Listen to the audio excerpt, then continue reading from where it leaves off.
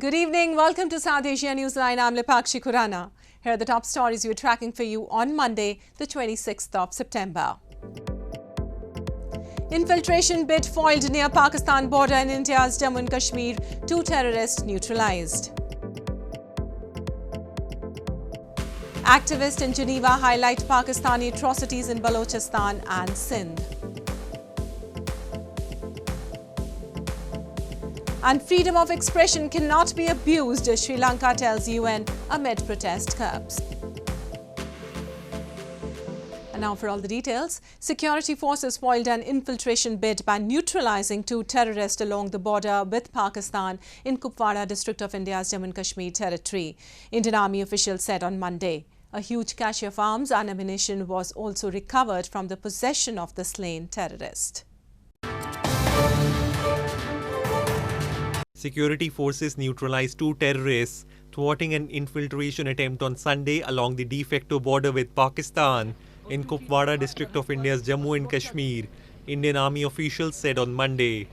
Based on specific inputs, troops were put on high alert and in joint operations by police and the army, the infiltrating terrorists were spotted and eliminated.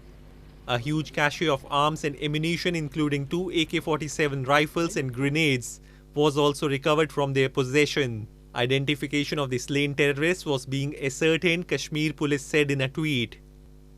On 25th September in the morning around 7:30 am, under the bad weather conditions, own troops which were on high alert, they observed 2 armed infiltrators in general area Tekrinar in Machal sector. The troops then engaged the terrorists and the gunfight which ensued led to the elimination of both the terrorists.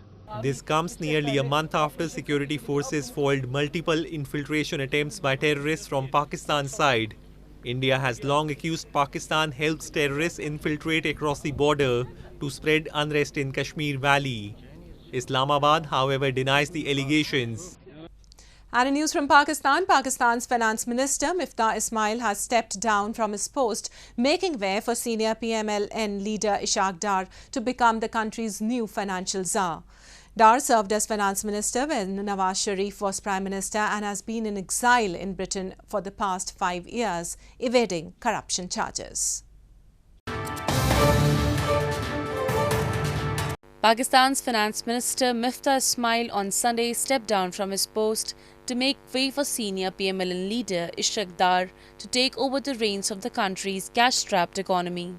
The formal decision to put a 72-year-old Dar in the driving seat of the financial affairs was taken in during a meeting between Prime Minister Shehbaz Sharif and his brother, PML-N Supremo Nawaz Sharif in London this past weekend. Dar served as a finance minister when Nawaz Sharif was Prime Minister and went to the UK 5 years ago to evade conviction in a corruption case. He will first take oath as a senator. Miftah said in a tweet that he has verbally resigned as finance minister and will tender a formal resignation upon reaching Pakistan. He added that it has been an honor to serve twice as finance minister. Ismail is the 5th finance minister to be replaced in less than 4 years, as Pakistan's economy has witnessed persistent turbulence while its current account deficit had widened starkly and rising inflation has put pressure on both families and businesses. Adding to the crisis, devastating floods have engulfed large swathes of Pakistan this month, killing more than 1,500 people and caused damage estimated at $30 billion, fanning fears that Pakistan would not meet its debts. And moving on, Baloch and Sindhi activists highlighted human rights violations by Pakistan recently through seminars and demonstrations on the sidelines of UNHRC session in Geneva. They demanded the world body and the international community to intervene and stop the crimes against humanity. Baloch Human Rights Council (BHRC) organized a seminar titled Baloch Lives Matter on the sidelines of the UNHRC session in Geneva to highlight the ongoing human rights violations by Pakistan in Balochistan.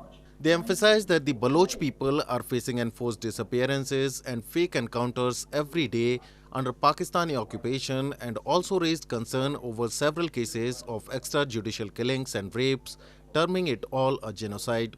They said Islamabad is only interested in Baloch wealth and resources and are not concerned about Baloch people. They urged United Nations to send a fact-finding mission to Balochistan for investigating the crimes against humanity and demanded intervention before it is too late. Pakistan is not a civilized country. Pakistan is only interested in Baloch wealth, Baloch resources. They don't want Baloch people. They're abducting people, they're killing people, and the message is clear. The United Nations must kick out Pakistan. Meanwhile, members of the World Sindhi Congress also held a protest in front of the UN office in Geneva, highlighting heinous crimes by Pakistan against ethnic minorities including Sindhis, Baloch, Kashmiri and Pashtun people.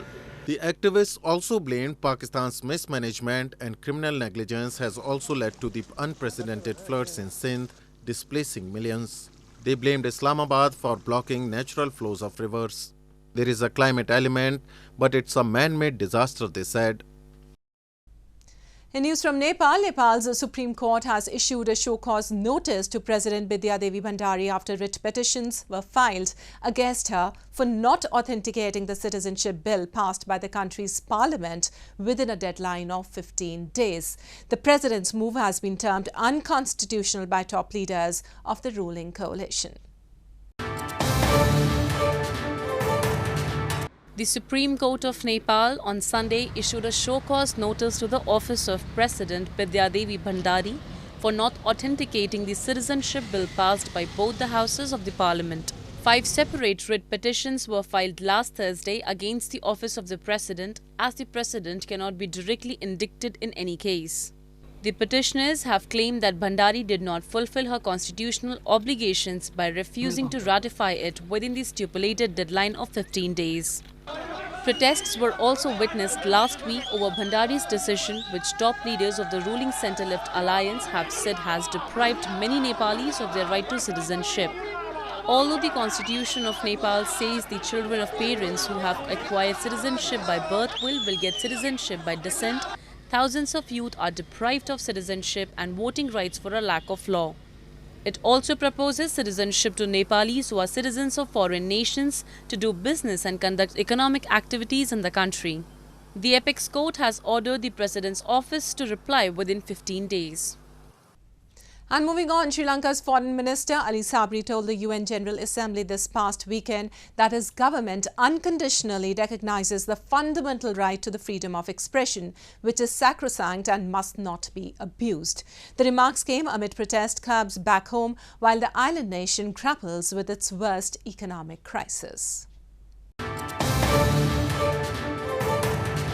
Sri Lanka's Foreign Minister Ali Saabri, in his speech at the UN General Assembly, said his government unconditionally recognizes the fundamental right to the freedom of expression, which is sacrosanct and must not be abused. His remarks came amid protest curbs back home while the country grapples with its worst economic crisis.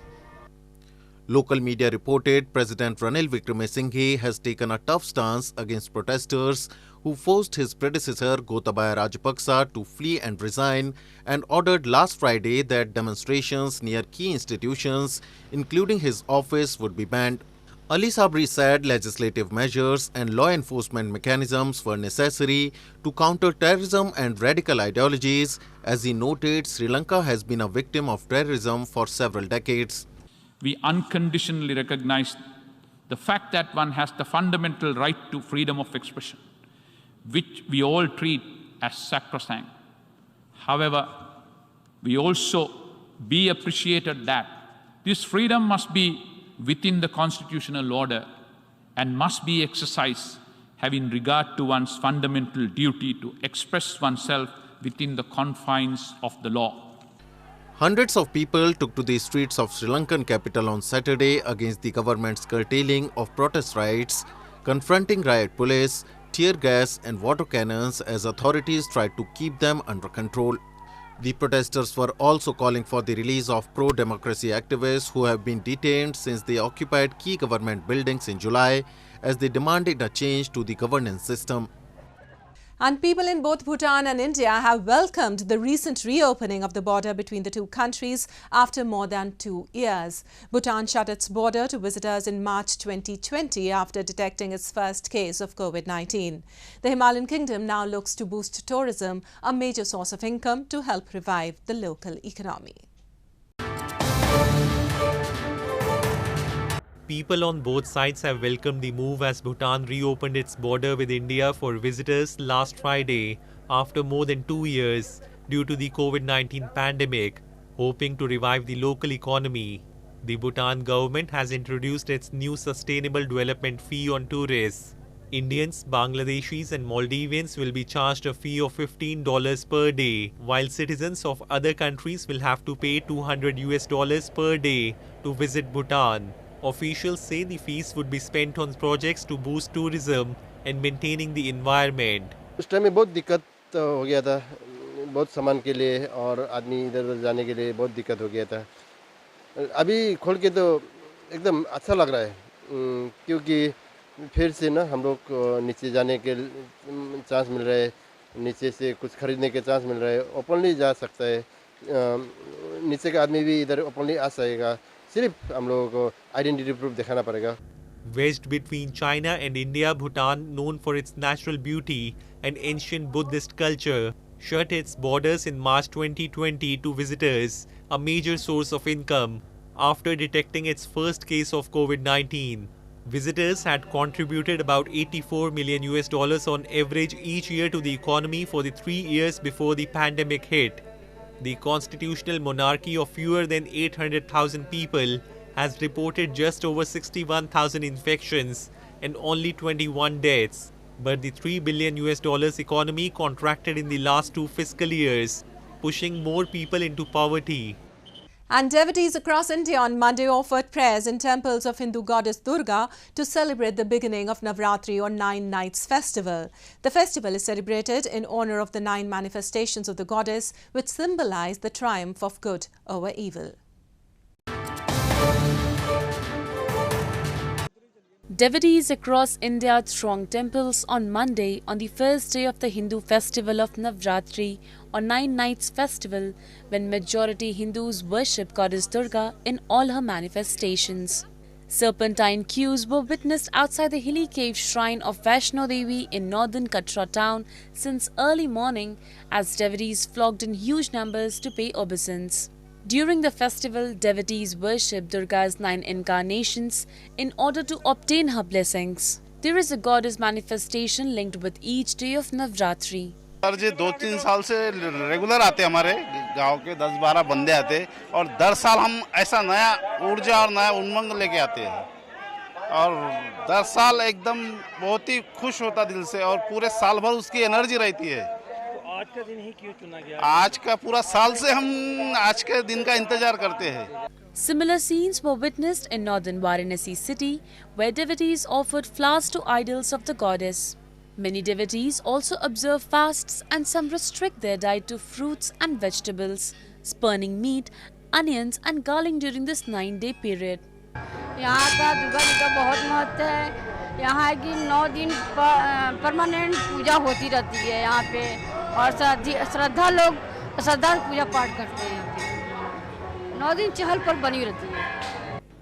In western Mumbai city, a huge crowd of devotees thronged the famous Mumbai Devi temple. According to Hindu mythology, goddess Durga represents power, the feminine force which guides and destroys all the evil from earth. It is believed that during Navratri, the goddess Durga descends on earth to rid it of demons and bless her devotees with happiness and prosperity. Well, that's all we have for you from South Asia this evening. Now our viewers can watch the show on SouthAsiaNewsline.com. You can also visit us on Facebook.com/SAsia Newsline and follow us on Twitter @SAsia Newsline. That's all in tonight's edition. We'll see you same time tomorrow. Good night.